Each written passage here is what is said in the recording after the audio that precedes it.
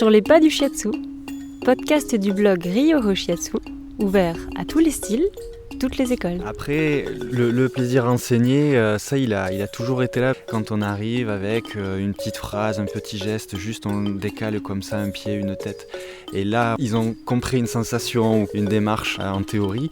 Là, tout de suite, moi je me sens vraiment à ma place et c'est là où ça... Je suis Mathilde Mignot, Shiatsushi, aujourd'hui avec Ludovic Rondy. Rondy, je suis praticien et donc enseignant en shiatsu depuis à peu près une année, au sein de l'école Fuji Taishan à Toulouse. Et est-ce que tu peux nous dire comment tu as vécu ce professorat pendant cette première année où tu as lancé l'école ? C'est un petit peu... c'est tout frais, puisque là on vient de terminer les derniers passages d'examen. Et comme ça a été très très dense, là je suis un petit peu en train d'atterrir et justement de faire le bilan. Et cette semaine-là qu'on est en train de vivre ensemble s'y prête vraiment très bien. Ça a vraiment commencé pour moi sur vraiment les premières questions qui se sont imposées, ça a été la légitimité.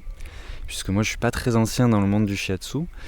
J'étais assistant dans cette école, donc on a repris, Bertrand, Valérie et moi, avec le départ à la retraite des enseignants. S'est posé la question de la reprise de cette école-là. Bon, tous les trois, on pensait que c'était un petit peu trop tôt pour nous, parce qu'on se sentait encore un petit peu vert dans la discipline et on ne se voyait pas se mettre en position d'enseigner. Et puis finalement, en observant un petit peu ce qui se passe autour, en participant à de nombreux stages aussi, puisqu'on est assez actifs là-dessus tous les trois, on s'est aperçu que notre niveau nous permettait quand même d'amener les praticiens à un niveau suffisant pour leur permettre d'exercer et de travailler en cabinet. Donc il y a eu beaucoup d'échanges avec les gens qui sont un petit peu ma référence, des gens comme Yvan, comme Franz, avec qui on a discuté beaucoup de cette question-là, de la légitimité. Et puis il est arrivé un moment où on s'est dit, voilà, on a la vie qui nous amène un gâteau sur la table. Il y a un moment de le refuser. Bon, voilà. Donc on a pris un petit peu notre courage à deux mains et on s'est lancé dans cette aventure, quoi. Donc le début, ça a été... en fait, tout s'est fait de manière un petit peu précipitée. On espérait encore avoir un an pour se mettre en place. Et puis finalement, les enseignants, pour leurs raisons qui leur sont propres, ont souhaité partir plus tôt.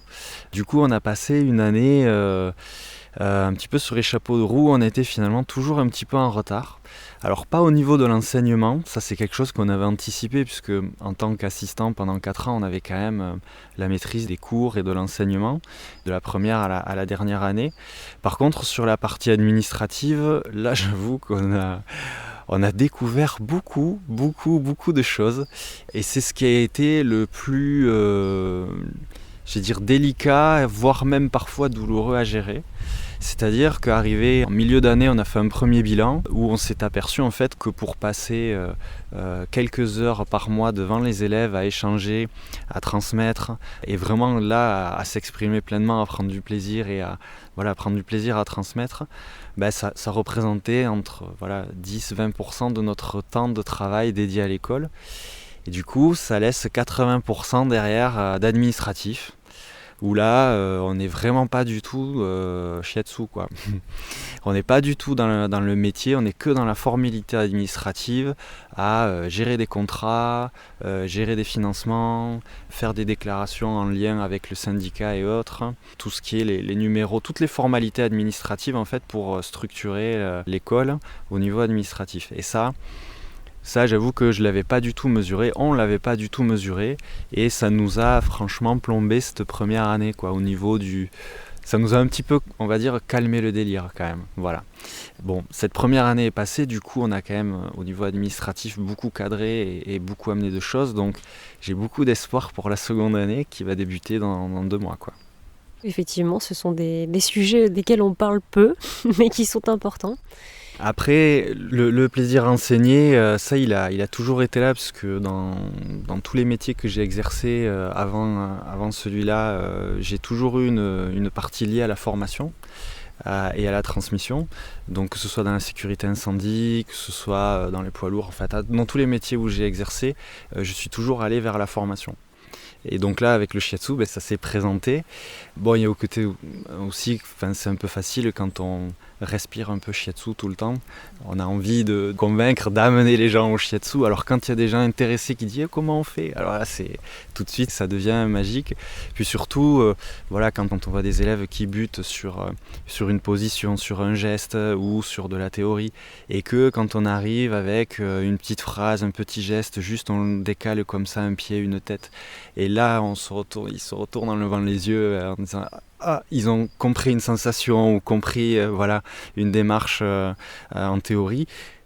Là tout de suite, c'est là où moi je me sens vraiment à ma place, et c'est là où ça fait oublier un petit peu tout le reste autour. Et est-ce que je peux te demander ce que ça t'a apporté dans ta pratique du shiatsu, ce professorat? J'ai eu la sensation un petit peu de reculer à titre personnel dans ma pratique, parce qu'en fait j'étais dans une démarche où vraiment ma volonté c'était le lâcher prise, lâcher le mental à fond, et ne faire confiance qu'au même.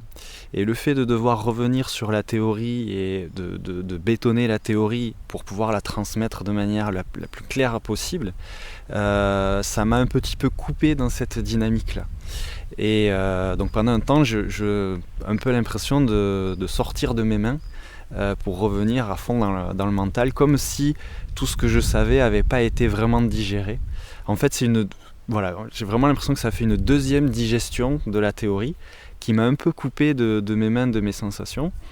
Alors, pas longtemps, heureusement, mais j'avoue que dans ma démarche, à un moment, je me suis dit, faut faire attention, il faut revenir dans les mains. Et donc, ce qui m'a vraiment beaucoup aidé, c'est de recontacter Franz Koppers et de faire un stage de Seiki avec lui, où là, on ne peut pas être plus dans les mains et dans la sensation qu'à travers le Seiki, quoi. Et du coup, en jonglant maintenant avec les deux, je pense que cette sensation de s'éloigner des mains pour y revenir, ça va s'harmoniser. Je pense que c'est ça que l'école est en train de m'enseigner, en fait. Et est-ce que tu comptes ouvrir l'école, puisque nous sommes ici à l'Embrun avec Yvan Bell, donc beaucoup de styles différents. Est-ce que toi, dans ton école, tu aspires à faire la même chose, à t'ouvrir de la même façon Alors ça a été une volonté qu'on avait dès le début et qu'on a toujours, Bertrand, Valérie et moi. Tout de suite, on s'est dit, voilà, on pratique un shiatsu qui a ses origines dans le Koho shiatsu. Par contre, on s'est rendu compte qu'il n'y avait pas que ça. C'est pour ça qu'on fait énormément de stages, parce qu'on ne veut surtout pas enfermer les élèves dans une forme de travail, dans un style. Et donc vraiment on met beaucoup d'énergie dans le fait que les élèves doivent trouver finalement au bout d'un moment leur shiatsu. Et pour ça on a décidé d'ouvrir nos portes à des intervenants extérieurs. Donc là on a Franz Koppers qui a fait une intervention en Seiki, et c'est vrai que quand on raisonne un peu, on se dit Koho shiatsu, Seiki, voilà. Et donc ça a permis aux élèves d'avoir vraiment une autre vision de l'énergétique. On a également appelé des intervenants pour faire des modules en fin de formation, des modules en Chinetsang. Parce que je pense que le shiatsu, même si c'est une pratique à part entière et qui est très très complète, parfois on peut avoir besoin d'autres outils pour intervenir sur les gens qui viennent nous consulter. Et donc l'idée, c'est de mettre en tête et de proposer aux élèves, de leur mettre en tête la curiosité et l'ouverture, pour qu'ils aillent chercher justement tous ces petits outils que nous on n'a pas à travers d'autres enseignants et d'autres enseignements. Voilà. Et est-ce que tu peux nous lister à peu près les différentes choses que tu proposes dans ton école ? Donc nous, en fait, à travers nos 3 expériences différentes, on a développé des stages, effectivement, qui ne sont pas du shiatsu, mais toujours en lien avec le shiatsu. On part du principe, nous, que tout ce qui est bilan énergétique, tout ça, on garde cette approche-là, issue du shiatsu, et on va venir proposer des nouveaux outils ou des outils complémentaires. Le premier stage qu'on a mis en place, où on sort un petit peu du shiatsu, c'est un stage sur les ventouses et la moxibustion. Bon, les ventouses, c'est arrivé tout simplement parce qu'on a eu beaucoup de grands sportifs, des gens très sportifs avec vraiment des musculatures, des gens un peu blindés. Et on s'est aperçu que même si avec nos pouces et nos genoux, nos coudes, on était efficaces, pour les receveurs, ça pouvait être un petit peu douloureux parfois d'arriver à détendre. Du coup, avec les ventouses, on a découvert que ça se complétait très très bien avec le shiatsu, et ça permettait de gagner du temps et de manière beaucoup plus douce pour les receveurs. Les moxa, ils sont déjà inclus dans notre formation. On sait juste que là, on va un peu plus loin dans les techniques de moxibustion, notamment pour tonifier, réchauffer. Voilà, c'est un très bon outil. Donc, on a fait un stage moxa ventouse pour amener ça. On est parti, Valérie est partie au Japon et au cours de son voyage, elle s'est formée en kobido et en massage crânien.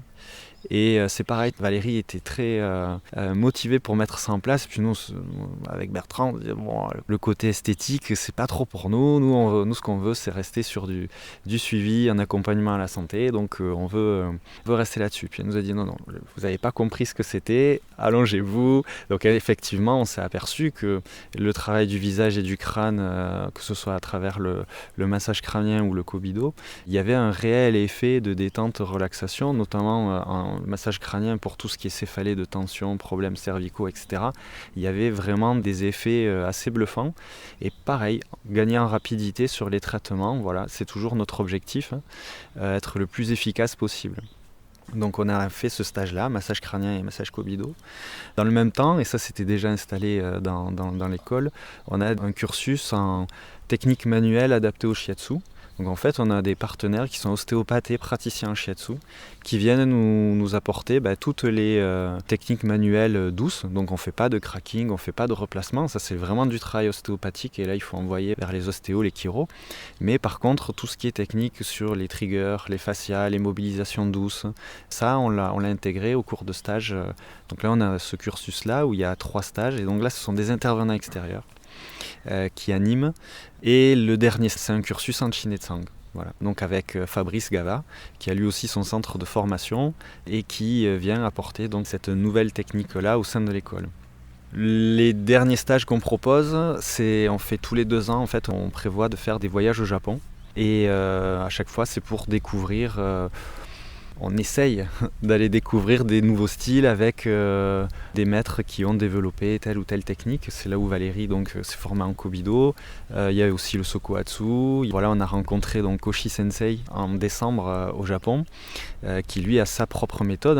Il a baptisé la méthode Koshi, et qui est une technique vraiment très très douce pour libérer.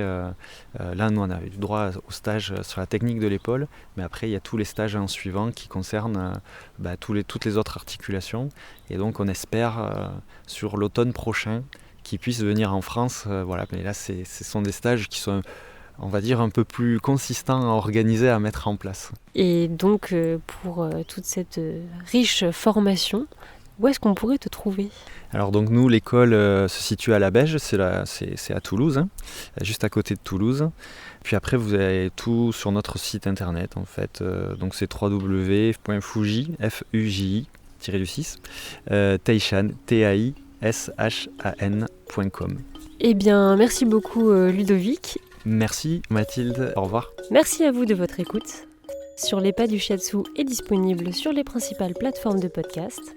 N'hésitez pas à vous abonner, à liker et à faire connaître surtout notre podcast.